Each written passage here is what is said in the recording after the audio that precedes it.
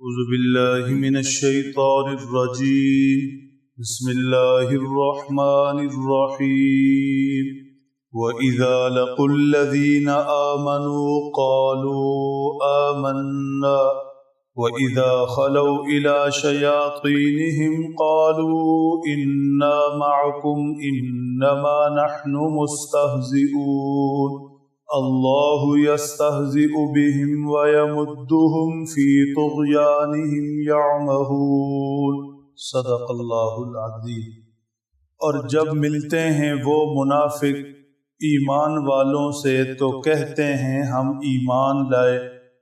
اور جب وہ علیحدہ ہوتے ہیں اپنے شیاطین کی طرف تو کہتے ہیں ہم تو بے شک تمہارے ساتھ ہیں، انما نحن مستہزئون، بے شک ہم تو مذاق کرنے والے ہیں۔ اللہ یستہزئ بہم، اللہ ان لوگوں کے ساتھ مذاق کرتے ہیں اور انہیں مہلت دیتے ہیں ان کی سرکشی میں جس میں وہ سرگرداں پھر رہے ہیں۔ منافقین کے حالات ذکر ہو رہے ہیں۔ منافقین دو چہرے رکھتے تھے، جب وہ ایمان والوں سے ملتے تو ان کو یقین دلاتے کہ ہم تو مومن ہیں، مسلمان ہیں، اور جب وہ اپنے شیاطین مطلب اپنے پیشواؤں، بڑوں، سرداروں سے ملتے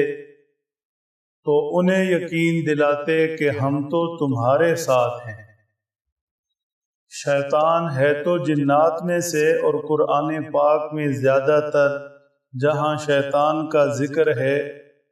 تو جنات ہی مراد ہیں، شیاطین سے جنات ہی مراد ہیں، لیکن لوگوں کو گمراہ کرنے کا اور لوگوں کو ہدایت سے پھیرنے کا کام جو بھی شروع کر دے، اللہ کی بغاوت نافرمانی پر جو بھی اتر آئے، گویا وہ بھی شیطان میں سے ہی ہے، شیاطین ہی ہیں۔ تو منافقوں کے جو بڑے سردار، پیشوا، کفار تھے، انہیں یہاں شیاطین کہا گیا کہ جب یہ اپنے شیاطین کے پاس الگ ہو کر بیٹھتے تو انہیں یقین دلاتے ہم تمہارے ساتھ ہیں، مسلمانوں کے ساتھ تو ہم نے مذاق بنا رکھا ہے، ان کے ساتھ تو ہم دل لگی کر رہے ہیں، چھیڑ چھاڑ کر رہے ہیں، اور یہ اتنے سادہ ہیں کہ یہ ہماری باتوں میں آ جاتے ہیں۔ ہم تو انہیں مذاقاً کہتے ہیں کہ ہم مسلمان ہیں، مومن ہیں، تمہارے ساتھ ہیں، کلمہ پڑھتے ہیں، اور یہ اتنے سادہ ہیں کہ جب انہیں فتح ہو تو مال غنیمت میں سے مال غنیمت بھی ہمیں دے دیتے ہیں، رشتے ناتے بھی ہم سے جوڑ لیتے ہیں۔ گویا ہم تو مسلمانوں کو بے وقوف بنا رہے ہیں۔ ارشاد فرمایا گیا کہ بے وقوف یہ نہیں بنا رہے، بے وقوف یہ خود بن رہے۔ مسلمانوں کا مذاق یہ نہیں اڑا رہے، مذاق تو ان کا اڑایا جا رہا ہے۔ یہ ان کی چالاکی اور ہوشیاری نہیں، یہ اللہ جل شانہ کی طرف سے انہیں مہلت ہے۔ یمدہم فی طغیانہم، اللہ جل شانہ انہیں ان کی سرکشی میں ڈھیل دے رہے۔ ان کا حال اس مجرم جیسا ہے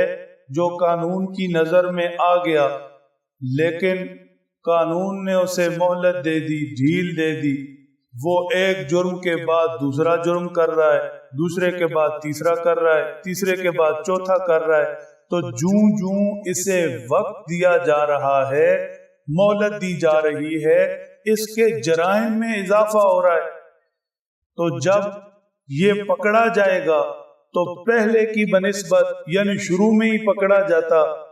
آج اس کے جرائم زیادہ ہیں تو اس کی سزا بھی سخت ہوگی۔ یا ان کا حال کسی نالائق اور شرارتی بچے جیسا ہے جسے استاد مایوس ہو کر کہنا سننا ہی چھوڑ دے اور وہ اپنی مستیوں میں اور شرارتوں میں لگا رہے۔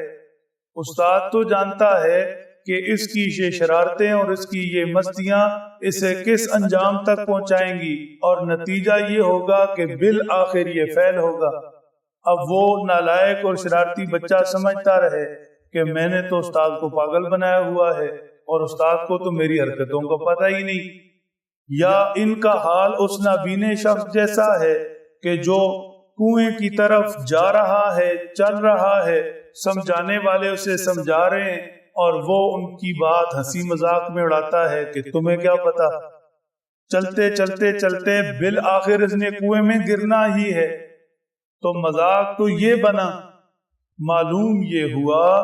کہ اللہ جل شانہ کی طرف سے مہلت کو غنیمت سمجھنا چاہیے۔ گناہ ہو جائے حق بنتا ہے کہ پکڑا جائے،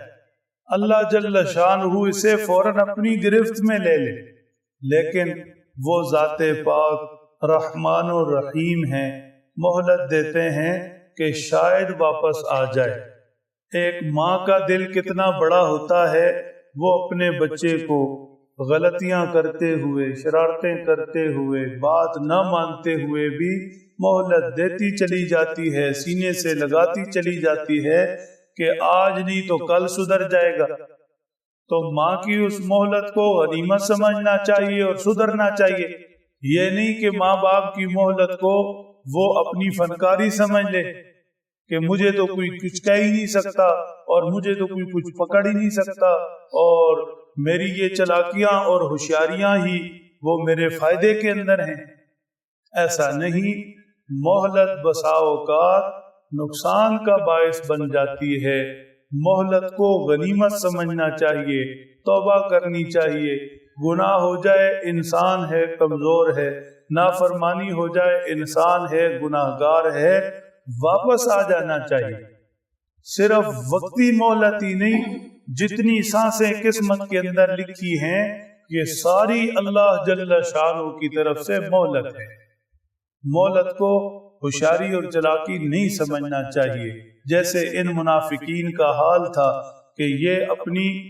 جو مہلت انہیں ملی ہے اپنی ہوشیاری چلاکی سمجھ رہے ہیں، کہہ رہے کہ ہم تو مذاق کر رہے ہیں، انہیں بیوقوف بنا رہے ہیں، انہیں پتہ ہی نہیں کہ ہم صرف زبانی طور پر کہتے ہیں ہم مومن مومن تمہارے ساتھ، تو یہ سمجھ جاتے ہیں کہ واقعی یہ بھی ہمارے ساتھ ہیں۔ فرمایا یہ چلاکی اور ہوشیاری نہیں، وہ ذات پاک تو علیم بذات الصدور ہے، دلوں کے حال جانتی ہے، اسے خوب خبر ہے کہ کون سچا مومن ہے